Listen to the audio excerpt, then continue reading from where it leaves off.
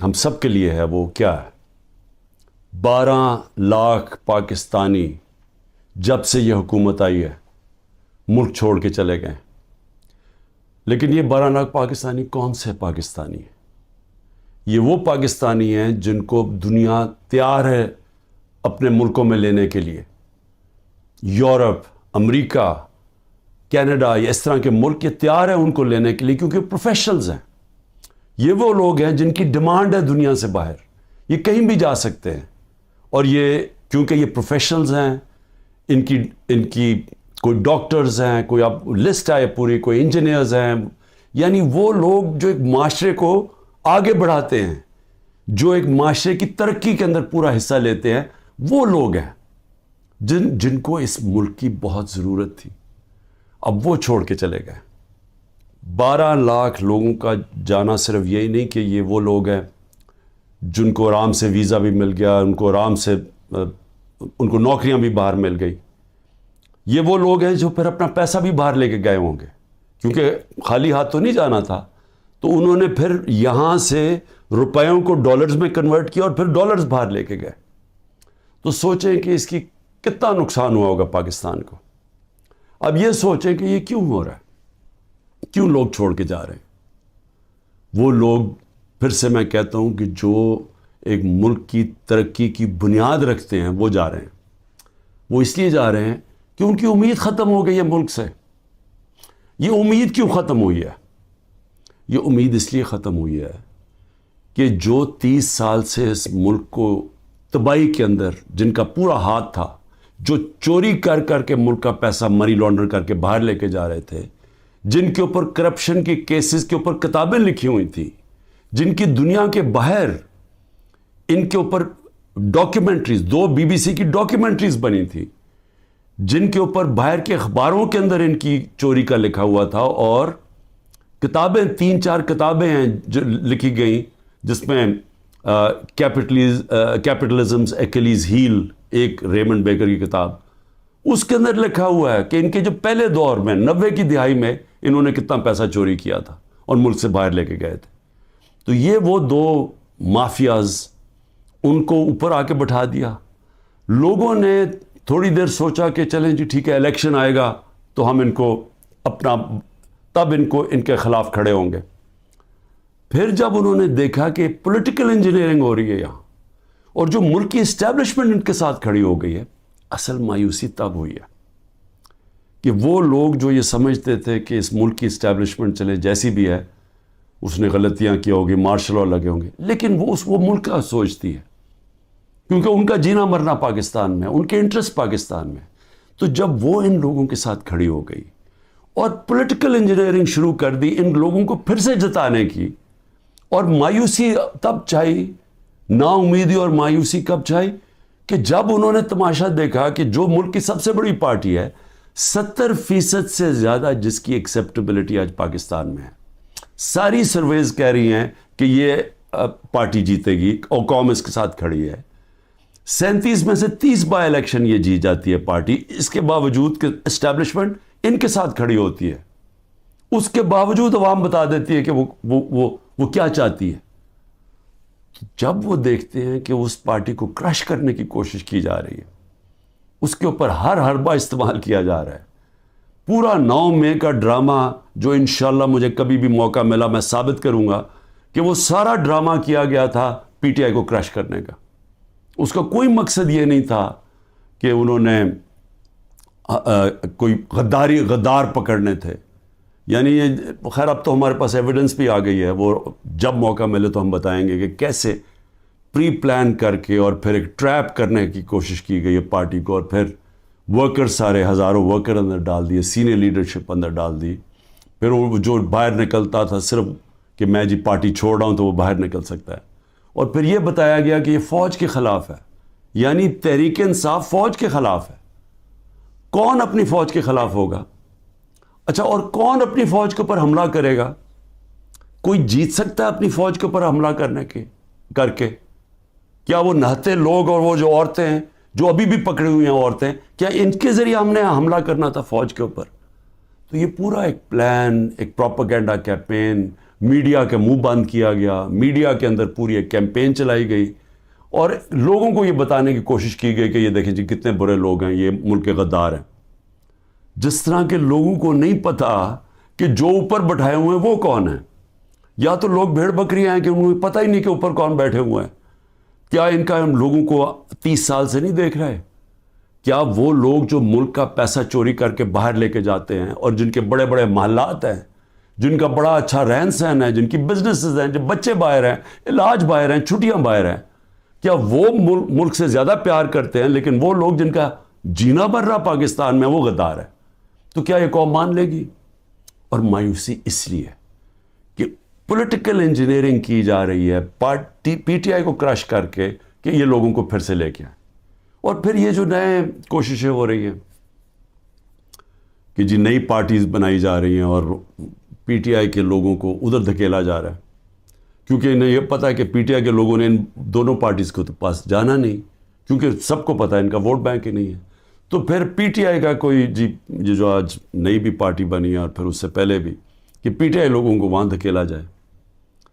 اب میں صرف مجھے حیرت ہوتی ہے کہ جو بھی یہ پلاننگ کر رہے ہیں، جو بھی یہ سوچ ہے اس کے پیچھے، کوئی ان کو تو کوئی ان کا احتساب ہوگا کہ یہ کر کیا رہے ہیں ملک کے ساتھ؟ کیا ان میں عقل ہے، سیاست کی سمجھ ہے؟ کیا ملک کی تاریخ کی سمجھ ہے؟ کیا ان کے پاس تعلیم ہے؟ تربیت تو مجھے پتہ نہیں ہے، کیونکہ جن کے پاس تربیت ہو وہ یہ نہ کریں جو حربے استعمال کیے جا رہے ہیں. لوگوں کے گھر توڑے جا رہے ہیں، بچوں کا نہ دیکھتے ہیں، نہ بوڑھوں کا دیکھتے ہیں، بزرگوں کا نہیں دیکھتے، عورتوں کا نہیں دیکھتے، بزنسز بند کر رہے ہیں، ہر قسم کی بلیک میل کی جا رہی ہے جو پاکستان کی تاریخ میں کوئی تصور بھی نہیں کر سکتا یہ ہو سکتا ہے. کسی پاکستان کی پولیٹیکل پارٹی کے ساتھ آج تک وہ نہیں ہوا جو آج ہمارے ساتھ کیا جا رہا ہے. اور ان لوگوں کو دھکیلا جا رہا ہے بلیک میل کر کے کہ وہ اس پارٹی میں چلے جاؤ اور اس پارٹی میں چلے جاؤ. اور لوگوں کی شکلیں دیکھیں جو جا رہے ہیں ان پارٹیز میں، وہ ایسے لگ رہا ہے کہ جیسے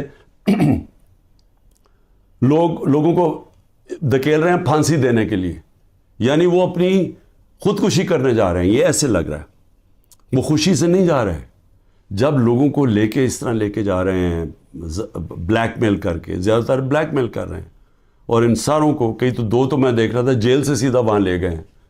تو وہ کیوں اس طرح ان کی شکلوں میں خوشی کیوں نہیں ہے؟ کیونکہ ان کو پتہ ہے کہ ان کی سیاسی موت ہے. ان کو پتہ ہے کہ پبلک نے ان کو ووٹ نہیں کرنا. اور اگر کسی کو شک ہے تو یہ انشاءاللہ جب بھی، اب تو الیکشن لگ رہا ہے کہ انشاءاللہ ہو ہی جائیں گے، وہ جب بھی الیکشن ہوں گے تو آپ کو نظر آ جائے گا کہ لوگوں نے ووٹ کس کو ڈالنی ہے. لیکن میں تو وہ سوچ رہا ہوں کہ کیا لوگوں کو جو یہ کر رہے ہیں پیچھے بیٹھ کے، جو برینز بیٹھی ہوئی ہیں، کیا ان کو سمجھ نہیں آ رہی کہ گراؤنڈ کے اوپر سچویشن ہے کیا آج پاکستان میں؟ کیا ان کو یہ نہیں پتا کہ یہ پہلی دفعہ 1970 کے بعد پاکستان میں یہ ماحول بنا ہے کہ نظریہ، پہلی دفعہ نظریاتی پالیٹکس ہو رہی ہے. ووٹر نے نظریے کے اوپر ووٹ ڈال لی ہیں، شخصیتیں ختم ہی ہو گئی ہیں. آپ جو مرضی کر لیں کہ جتنے جو 1970 میں کیا ہوا تھا، بڑے بڑے نام تھے، ایسے نام تھے کہ انہوں نے کہا ہمیں کیمپین کرنے کی ضرورت نہیں ہے 1970 میں. تو ایک دم نظریہ ویسٹ پاکستان میں آیا اور 84 سیٹیں جیت گیا 137 میں سے ذوالفقار علی بھٹو. لیکن اس سے بڑا جو سیلاب آیا وہ اس پاکستان میں آیا. میرے خیال میں 168 میں سے 162 سیٹیں جیت گیا مجیب الرحمان. اور وہ کیا چاہ رہا تھا؟ انصاف چاہ رہا تھا. وہ بھی حقیقی آزادی کی بات کر رہا تھا. وہ بھی یہ کہہ رہا تھا کہ ہمیں جو ہمارا حق ہے وہ نہیں مل رہا، ہم آزاد نہیں ہیں. جو کہ آج یہ 27 سال سے تحریک انصاف کہہ رہی ہے، انصاف کی تحریک، کہ انصاف انسانوں کو آزاد کرتا ہے. تو وہ بھی یہی کہہ رہا تھا. وہ اس وقت پاکستان سے علیحدہ نہیں ہونا چاہتا تھا. اس کے آپ پڑھ لیں 6 پوائنٹس، وہ صرف انصاف چاہ رہے تھے. اور جو ہوا اس کے بعد وہ یہی ہوا کہ مس ریڈ کیا گیا، مس کیلکولیشن ہوئی، صحیح معنی میں جائزہ نہیں لے سکے ایک سچویشن کا، سیاسی سچویشن کا، اور ملک ٹوٹ گیا. آج پھر وہی ہو رہا ہے. یہ جو بنائے جا رہے ہیں لوگوں کو، اور یہ جو پارٹیز بنائی جا رہی ہیں، اور یہ جو لوگوں کو دھکیلا جا رہا ہے، اور جو ہمارے لوگوں کو توڑا جا رہا ہے، تو یہ کیا یہ سمجھ نہیں آ رہی کہ گراؤنڈ کے اوپر سچویشن وہ 1970 والا ہے. نظریہ کی پالیٹکس آ گئی ہے پاکستان میں. کیا یہ بائی الیکشن پہ نہیں نظر آیا کہ قوم نے کیسے لوگ نکلے ہیں اور پہلی دفعہ sitting government back by the establishment وہ ہار جاتی ہے. تو ادھر نہیں اندازہ ہوا کہ کس طرف قوم جا رہی ہے. وہ اس سے اور زیادہ آگے نکل گئی ہے. میرا یہ تجزیہ ہے. وہ آدمی جس نے زیرو سے پالیٹکس شروع کی, زیرو سے, کوئی میرے باپ دادا کوئی پالیٹکس میں نہیں تھا. میں نے زیرو سے ایک پارٹی بنائی اور آہستہ آہستہ آہستہ کوئی شارٹ کٹ نہیں لیا. حالانکہ مجھے جنرل مشرف نے آفر بھی بڑی آفر کی تھی جب میں اپنی ایک ہی سیٹ جیتا تھا کہ ان کے ساتھ مل جاؤ. کوئی شارٹ کٹ نہیں لیا, بڑا لمبا راستہ لیتے لیتے پارٹی بنائی اور وہ پارٹی بنتی بنتی پاکستان کی سب سے بڑی پارٹی بن گئی. تو مجھے تو سب سے زیادہ اندازہ ہے جو کسی کو نہیں ہے پاکستان میں, کسی کا وہ تجربہ ہے ہی نہیں جو میرا ہے, کیونکہ یہاں تو ساری بنی بنائی پارٹیز کا حصہ تھا, یا کسی کا باپ تھا یا کچھ تھا یا نانا تھا یا ماں تھی پالیٹکس میں یا کوئی لیڈر تھے. یہ تو اس طرح بنے, یا وہ جنرل ضیاء نے اور جنرل جیلانی نے شفقت کر دی بہت بڑی ایک بزنس مین کے اوپر اور وہ پالیٹیشین بن گیا اور اب اس کے بچے تیار ہو گئے ہیں سارے. لیکن انہوں نے کوئی خود تو پارٹی نہیں بنائی, انہوں نے خود تو زیرو سے کوئی پارٹی نہیں بنائی. تو میں آج آپ کو کہہ رہا ہوں کہ عوام جدھر کھڑی ہے, یہ جو بھی حرکتیں کر رہے ہیں اس سے صرف نفرتیں بڑھ رہی ہیں. اس سے کوئی الیکشن کے اوپر جو بھی کیلکولیشن ہے یہ غلط ہونے والی ہے. یہ جیسی جب الیکشن اناؤنس ہوں گے, پلان بنا ہوا ہے عمران خان کو ڈسکوالیفائی کرنا, بڑی تیزی سے کیسز آگے بڑھائے جا رہے ہیں اور بڑی کسی تیزی سے کہ کسی نہ کسی طرح اس کو ڈسکوالیفائی کرو اور یا اس کو جیل میں ڈالو. اور وہ میں تیار ہوں اس کے لیے. مجھے پتہ ہے کہ میں نے اپنی ساری پارٹی کو بتا دیا کہ یہ اگلے ہفتے سے پوری تیاری کر لو کہ میں آپ کے ساتھ نہیں ہوں گا, تو اس کی بھی میں تیاری کر رہا ہوں. لیکن میں کچھ اور کہہ رہا ہوں, کیا اس سے یہ پولیٹیکل انجینئرنگ کامیاب ہو جائے گی؟ میرے خیال میں اتنا زیادہ دھاندلی کرنی پڑے گی کہ سارا الیکشن کا پروسیس ہی ختم, ڈسکریڈٹ ہو جائے گا. جس طرح وہ سندھ میں الیکشن کرواتا ہے وہ زرداری, وہ الیکشن تو ہوتا ہی نہیں ہے. پولیس پوری پکڑ کے لوگوں کو اندر ڈال رہی ہے, باقی جو یا پیسے دے کے خرید لو اور یا پھر جیل میں ڈال دو اور اس کے بعد الیکشن کروا دو. یہ تو الیکشن نہیں ہے, یہ تو جو لوکل گورنمنٹ الیکشن یا بائی الیکشنز میں. تو جو اصل الیکشن ہے پاکستان کا اور 25 کروڑ لوگوں کا الیکشن ہے, اگر یہ الیکشن ٹھیک نہ کروایا گیا اس کے اپنے اثرات ہیں. وہ اور ڈی اسٹیبلائز کرے گا. اس ملک کے اندر سیاسی استحکام آئے گا ہی نہیں, اور جب تک وہ نہیں آئے گا تو میں بار بار کہتا ہوں تو معاشی استحکام نہیں آ سکتا. تو ہم تو اور ڈوبتے جائیں گے, جو قرضوں کے اندر ہم ڈوبتے جا رہے ہیں. آمدنی سکڑتی جا رہی ہے, قرضے بڑھتے جا رہے ہیں, قیمتیں بڑھتی جا رہی ہیں, لوگ غربت کی لکیر سے نیچے جا رہے ہیں, بے روزگاری بڑھتی جا رہی ہے. تو ہم تو اس طرف جا رہے ہیں. تو وہ تو تب ہی ٹھیک ہوگا جو کہ صرف صاف اور شفاف الیکشن سے ملک بچ سکتا ہے. لیکن اسٹیبلشمنٹ دوسری طرف لے کے جا رہی ہے. چھوٹی چھوٹی پاکستان میں پارٹیز چھوٹی چھوٹی لے آئیں. پلان تو یہ ہے کہ وہ ہر کسی کو تھوڑی سیٹیں دلوا دیں, وہ سارے اوپر, اور اوپر سے پھر اسٹیبلشمنٹ کنٹرول کرے گی پاکستان کو. تو اس سے تو ملک ٹھیک نہیں ہونے لگا. جو ملک کی ضرورت ہے وہ اس کی اپوزٹ ہے, وہ بالکل متبادل ہے اس کے. اور وہ کیا ہے کہ صاف اور شفاف الیکشن ہو, ایک پبلک مینڈیٹ سے پارٹی آئے پاور پہ, اور وہ پھر رول آف لا قائم کرے. دیکھیں جو لوگ چھوڑ کے جا رہے ہیں وہ جنگل کے قانون سے بھاگ رہے ہیں. تو جب وہ دیکھتے ہیں کسی کے گھر میں بھی توڑ کے گھس جاؤ, بیوی بچوں کو پکڑ لو, رشتہ داروں کو پکڑ لو, بزنسز بند کر دو, تو خوف آ رہا ہے لوگوں کو. پہلے تو کبھی ایسے سنتے ہی نہیں تھے, نہیں تو بیچارے غریب لوگوں سے ایسے ہوتا تھا نا. یہ میں اپنی پارٹی کو پہلی دفعہ میں اپنی پارٹی کو کہتا ہوں, جو ہمارے سے ہو رہا ہے یہاں کمزور سے ہمیشہ ہوتا رہا پاکستان میں, جب طاقتور کے سامنے کھڑا ہوتا ہے. اور اسی لیے ملک آگے نہیں بڑھ سکتا, کیونکہ اس ملک کے اندر انصاف ہی نہیں ہے. تو یہ تو انصاف کی ساری حدیں ہی توڑ دی ہیں. یہ تو وہ نظام آ گیا جو کہ ہم کوئی تصور ہی نہیں کر سکتا تھا کہ پاکستان یا دنیا کی کسی جمہوریت میں آئے. تو جب اس طرح کے حالات ہیں تو لوگوں کی نا امیدی تو بڑھنی ہے. مایوسی تو بڑھنی ہے, لوگوں نے تو جانا ہے چھوڑ کے. اس لیے میں آخر میں یہ کہنا چاہتا ہوں کہ یہ جو ایکسپیریمنٹس کر رہے ہیں یہ پہلے فیل ہو چکے ہیں, اور اس ملک کے اندر جو 90 کی دہائی کی سیاست تھی وہ ختم ہو چکی ہے. جو جنرل مشرف نے کاف لیگ بنائی تھی وہ دن چلے گئے ہیں. یہ دوسرا دور آ گیا, اور اس دور کے اندر سب سے ایک ہی راستہ ہے کہ صاف اور شفاف الیکشن کروائیں اور اس ملک کے اندر اسٹیبلٹی لے کے آئیں, ایک سیاسی استحکام آئے, اور اس کے بعد پھر معیشت کو ٹھیک کریں اور ملک کے اندر وہ ریفارمز کریں. اس ریفارمز کے بغیر پاکستان اس دلدل سے اب نہیں نکل سکتا. پاکستان کو سرجری چاہیے.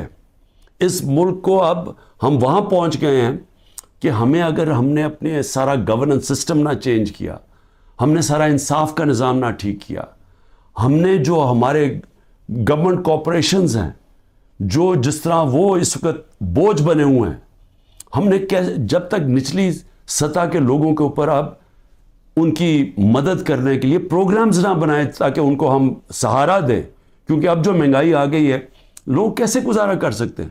اور جو ہم نے ہیلتھ کارڈ لے کے آئے تھے, سوچیں کہ پہلے ہی گزارا نہیں ہو رہا, تو اگر بیماری ہوگی گھر میں تو اگر آپ ہیلتھ کارڈ ہی لے جائیں گے, ہیلتھ انشورنس, وہ کیسے گزارا کریں گے. تو کیسے ہم نے نچلی سطح کے لوگوں کو اب پروٹیکٹ کرنا ہے, ان کو ہم نے معاشی طور پہ ان کی حفاظت کرنی ہے ٹارگیٹڈ سبسڈی سے. کیسے ہم نے اپنے ملک کے اندر ڈالرز کی انٹیک بڑھانی ہے, وہ کون کون سے قدم ہیں. کیسے ہم نے خرچے کم کرنے ہیں. کیسے ہم نے اپنا گورننس سسٹم ایسا کرنا ہے کہ باہر سے انویسٹر پاکستان آ سکیں. کیسے ان کو اعتماد دینا ہے اپنے رول آف لا پہ کہ ہمارے یہاں اس ملک کے اندر آپ اگر اپنی سرمایہ کاری کریں گے تو ہم اس کی حفاظت, ہمارا قانون اس کی حفاظت کرے گا, لیول پلینگ فیلڈ دے گا, وہ کنڈیشنز دے گا کہ جب اب مثلا چائنا سے جب انڈسٹری ہم چاہتے تھے کہ پاکستان آئے, تو میری جب پریمیئر لی سے ان کے بات ہوئی تو انہوں نے مجھے کیا کہا, انہوں نے کہا دیکھیں مسئلہ یہ ہے کہ پاکستان میں ہمارے سارے انڈسٹریز کہتے ہیں کہ ٹائم بہت لگتا ہے, یہاں کام ہی نہیں ہوتا آپ کی, بڑا سلو ہے آپ کا سسٹم. جبکہ وہ ویتنام جاتے ہیں, اور وہ بنگلہ دیش کی بھی بات کر رہا تھا کہ وہاں بڑی جلدی ان کا کام ہو جاتا ہے انویسٹر کے لیے. تو ایک انویسٹر کے پاس ٹائم نہیں ہوتا. تو یہ ہمیں ساری اصلاحات کرنی پڑیں گی, اور اس کے لیے سب سے بڑی ضرورت ہے کہ صاف اور شفاف الیکشن سے ایک مضبوط, ایک سٹیبل حکومت آئے. سٹیبلٹی اب صرف ایک طرح ہی آئے گی, صاف اور شفاف الیکشن, اور یہ پولیٹیکل انجینئرنگ کو مسترد کیا جائے. پاکستان زندہ باد.